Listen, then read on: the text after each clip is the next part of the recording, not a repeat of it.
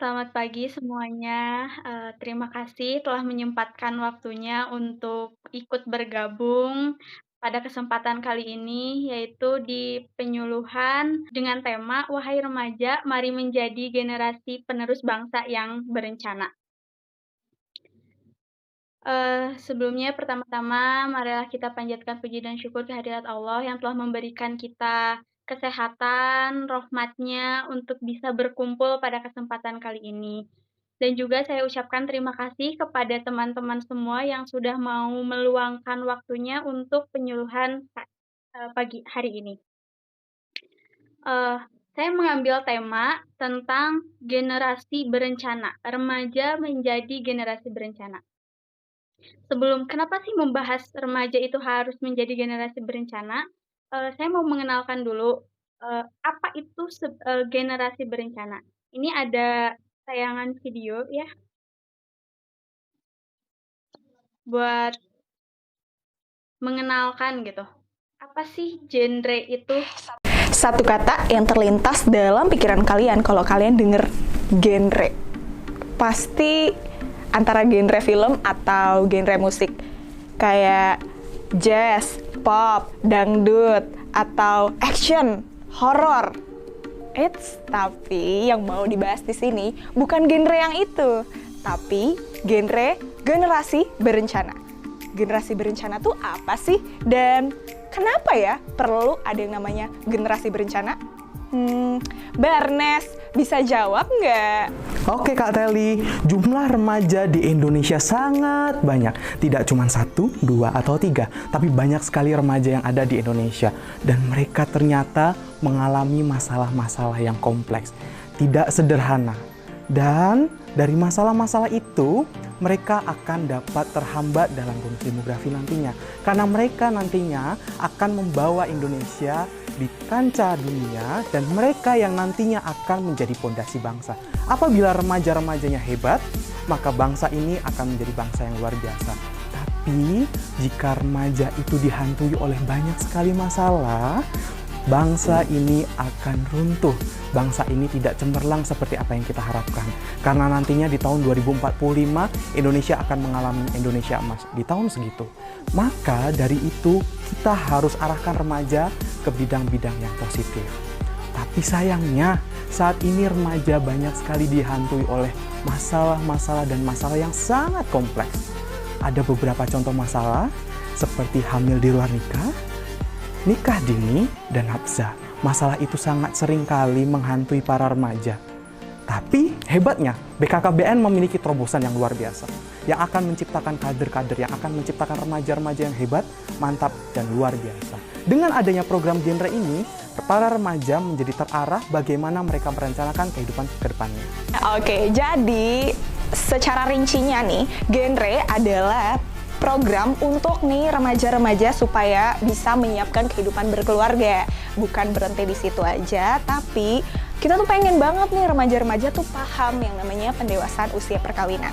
Selain itu, kita juga pengen banget teman-teman bisa merencanakan pendidikan, merencanakan karir, dan tentunya merencanakan pernikahan di waktu yang tepat dengan tahu kapan sih siklus kesehatan reproduksi yang bagus tuh pas kapan ya, gitu. Tunggu dulu Kak Teli, jangan lupa, genre juga punya motor yang mereka langsung berinteraksi dengan para remaja. Jangan salah dulu, genre punya pendekatan secara langsung yang mengarah langsung ke para remaja, yaitu dengan adanya PIKR, Pusat Informasi Konseling Remaja. PIKR tersebar luas di seluruh Indonesia dan menjangkau remaja-remaja sehingga membawa remaja untuk menjadi remaja yang luar biasa. Dengan PIK, kalian semua bisa bersama-sama berkolaborasi dalam suatu karya yang luar biasa. Dan dengan PIK pula, kalian dapat sharing, dapat curhat, dapat menyelesaikan masalah bersama-sama. Kalian dapat bersama-sama bercerita, berbagi, dan kalian bisa bertukar inspirasi. Dengan kalian gabung di PIK, dengan kalian masuk PIK, semua masalah yang kalian hadapi akan hilang. PIK tersebar di seluruh Indonesia, ada di 34 provinsi. Begitu banyaknya PIK di Indonesia, sehingga teman-teman yang di seluruh penjuru negeri ini dapat berinteraksi dengan yang namanya Pusat Informasi dan Konseling Remaja. Dan di PIK juga ada 2 jalur. Ada dari instansi pendidikan, ada juga dari masyarakat. Eits, bukan cuma ada PIK doang di genre, tapi ada juga duta genre. Duta genre ngapain sih? Duta genre itu jadi role model sama bisa menginspirasi remaja-remaja di luar sana. Nah, buat kamu nih yang pengen jadi role model, terus menginspirasi remaja-remaja di luar sana, boleh banget jadi duta genre. Tapi jangan lupa juga buat ikutan PIK-ed. Jadi, sebetulnya genre adalah tentang kita, Tentang remaja Indonesia, ini tentang tubuh, perasaan, masa depan, dan kehidupan kita. aku dan kamu. Mari berani, beraksi, beraksi, dan berkolaborasi. Salam genre. Genre itu salah satu program dari BKKBN, yaitu program KB. Kenapa sih kita tuh harus menjadi generasi berencana? Nah, seperti tadi ya disinggung di video, kita kan Indonesia itu diprediksi mengalami bonus demografi. Bonus demografi itu di mana jumlah penduduk produktif lebih banyak dibanding jumlah usia non produktif. Otomatis kita sebagai kaum muda populasinya tuh akan lebih banyak.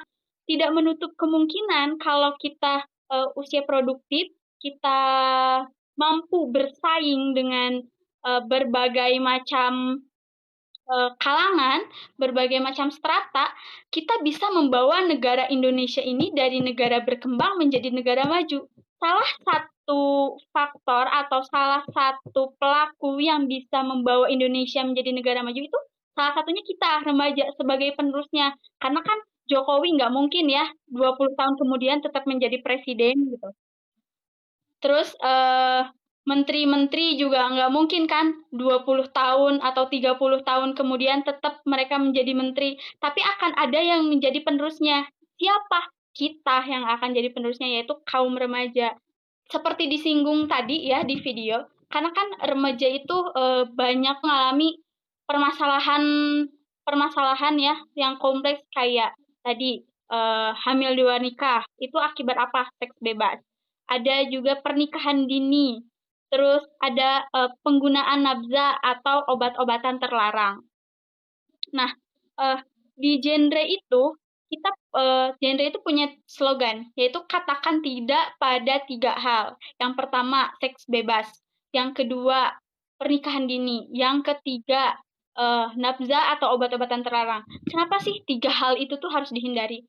Karena sadar gak sadar, 3 hal itu tuh yang sering banget ngerusak kita sebagai remaja, sebagai kaum penerus bangsa gitu.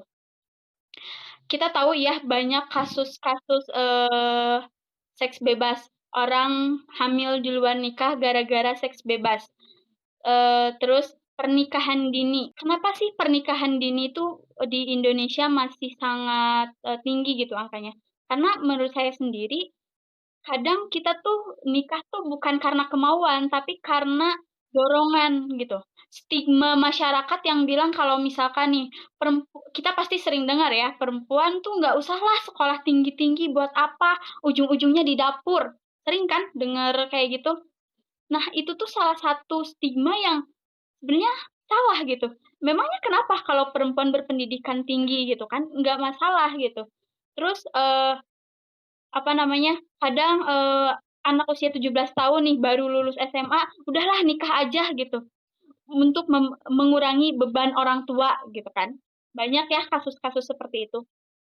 Nah, saya pernah lihat cerita di satu akun sosial media, yaitu di TikTok, yang menurut saya itu sedikit menarik.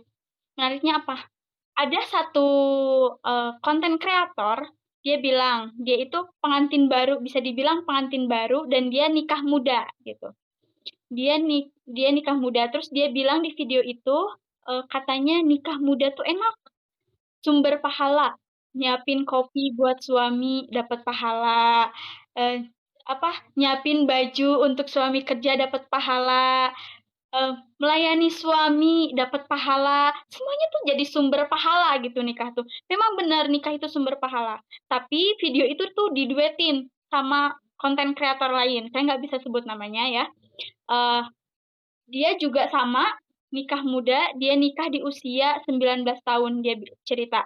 Dia nikah di usia 19 tahun dan sekarang dia sudah berusia 29 tahun. Jadi bisa dikatakan dia menghabiskan masa mudanya menjadi seorang istri dan seorang ibu. Terus yang menariknya ini, dia bilang, nikah muda memang enak gitu ya, memang benar, menjadi seorang istri itu, ketika nyiapin kopi buat suami dapat pahala, ngelayanin suami malam hari dapat pahala gitu. Tapi ada satu hal yang harus kita, apa namanya, kalau kita memutuskan untuk menikah muda, ada satu hal yang perlu, apa namanya ya, kita yakini gitu. Ada satu hal yang mungkin kita akan kehilangan itu di masa-masa muda nih, usia 22 tahun misalkan. Orang-orang usia 20 tahun, 19 tahun atau sampai 22 tahun, itu kan masih kayak hangout bareng temen-temennya gitu. Masih apa namanya, eee, jalan-jalan, have fun gitu ya. Bisa kemana aja gitu. Sedangkan kalau kita menikah, kita, harus izin suami, gimana kalau suami tidak mengizinkan gitu, di saat orang lain jalan-jalan bareng temen, hangout, belanja segala macem, kita mau belanja aja mikir kebutuhan rumah tangga nanti kalau kita belanja kebutuhan rumah tangga terpenuhi nggak ya gitu. Terus dia bilang kalau misalkan kita ingin berkarir, kita harus sudah siap gitu. Kita bukan lagi wanita lajang yang bisa memilih karir tuh seenaknya gitu. Ya sekarang saya mau, kerja sampai malam misalkan, tapi apa namanya, akan ada batasan gitu. Ketika orang lain bisa memilih karirnya sendiri, dia harus mempertimbangkan bahwa, dia sekarang sudah menjadi seorang istri dan seorang ibu gitu. Jadi nikah muda itu, apa namanya, boleh nikah muda, tapi harus mempertimbangkan, siap nggak gitu. Ketika orang lain seusia kita melakukan hal ini, kita sudah menjadi istri, harus punya tanggung jawab ke suami, apalagi kalau kita udah punya anak, ngurus rumah tangga, kita harus benar-benar bisa me-manage waktu, itu juga harus dipikirkan gitu. Jadi, kalaupun nikah muda ya memang harus siap, jangan cuman asal gaskeun nikah muda tapi mau enaknya aja nggak dipikirin, resikonya atau, eee apa, hal negatifnya gitu dari nikah muda. Nah, di sini kenapa sih? Nah, pentingnya, remaja itu menjadi generasi berencana. Kita pernah nggak sih gabut nih, gabut banget di rumah, kayak, ya udahlah jalan-jalan ya, karena gabut di rumah, bosen di rumah, kita pergi keluar rumah jalan-jalan tanpa punya rencana. Nggak tahu mau kemana, ya udah jalan-jalan aja gitu. Yang penting keluar rumah, udah. Kita kan nggak punya tujuan ya, kadang linglung gitu di jalan tuh, ini harus kemana ya gitu, ini kemana ya enaknya gitu. Karena kita nggak punya rencana gitu, kita nggak punya plan jalan-jalan tuh mau kemana aja gitu. Ujung-ujungnya kan luntang-lantung di jalan, mau kemana ya, kita nggak punya rencana. Nah hidup juga kayak gitu. Kalau kita sebagai generasi muda nih, dari sekarang nggak punya rencana buat ke depannya, bisa jadi hidup kita tuh nggak punya tujuan gitu. Kita tuh mau kemana, kita tuh mau hidup kita tuh arahnya kemana. Maka dari itu kita tuh perlu untuk merencanakan pendidikan, karir, pernikahan gitu. Kayak misalkan nih, 5 tahun ke depan saya umur 25, saya mau melanjutkan S2. Itu kan, kita punya rencana ya, kita punya rencana. Oh jadi kalau semisal tidak realisasi pun kan itu di luar kehendak kita, gitu.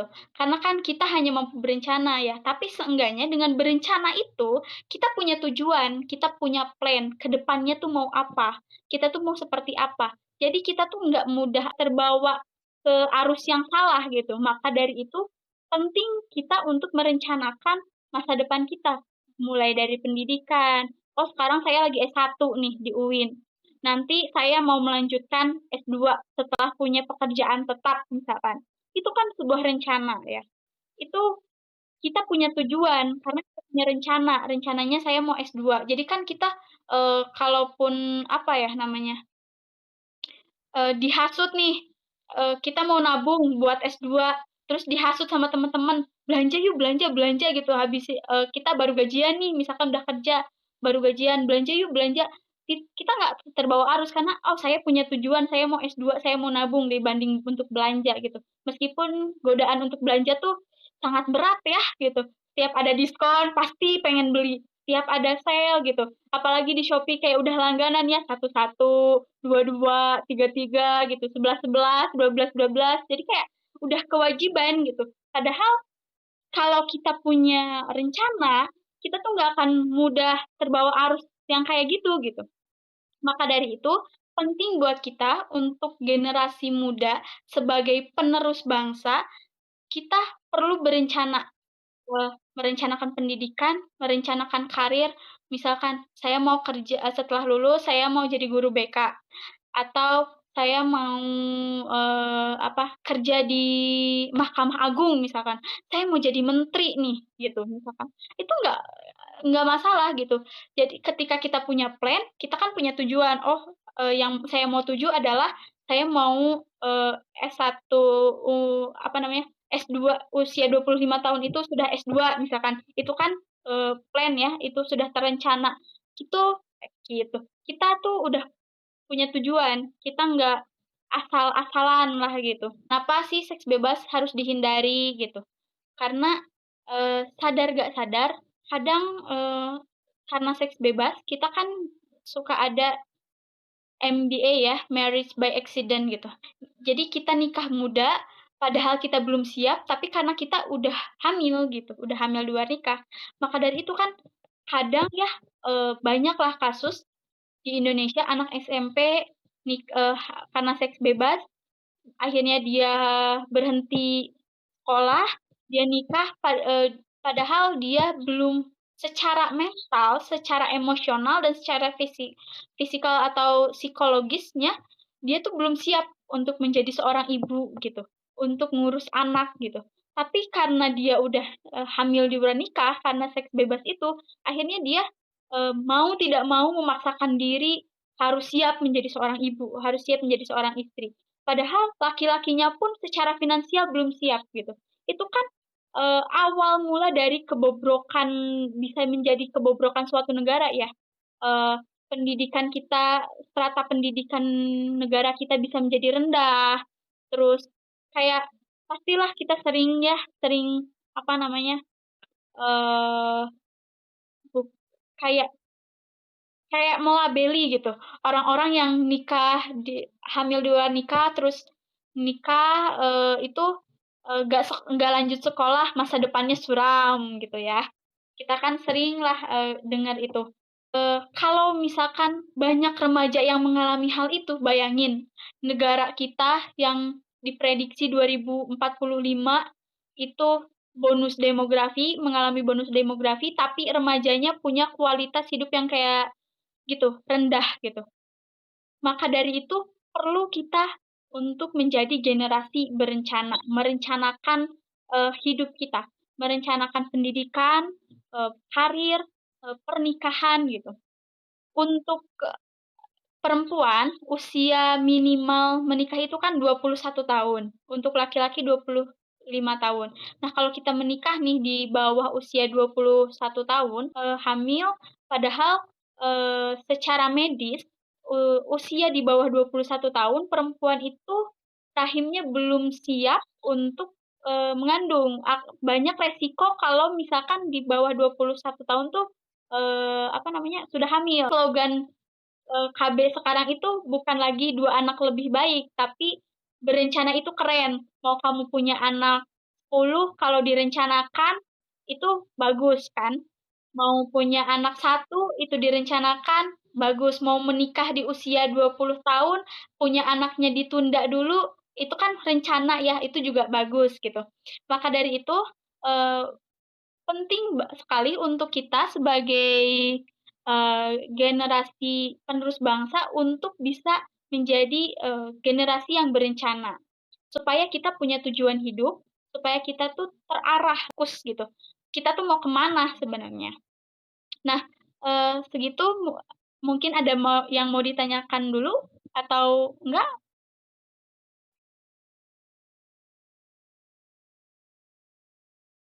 Nah, waktunya udah 20 menit. Gimana teman-teman, ada yang mau ditanyakan atau kurang nggak paham gitu?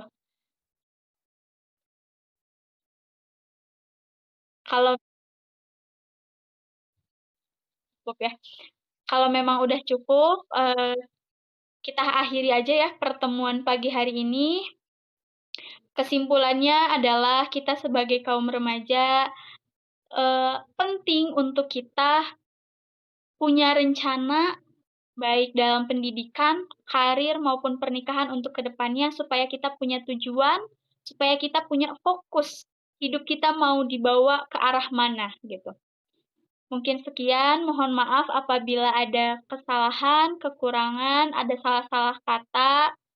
Terima kasih atas waktunya, terima kasih atas perhatiannya untuk para peserta. Saya ucapkan terima kasih. Akhirul kalam, wassalamualaikum warahmatullahi wabarakatuh. Makasih ya teman-teman.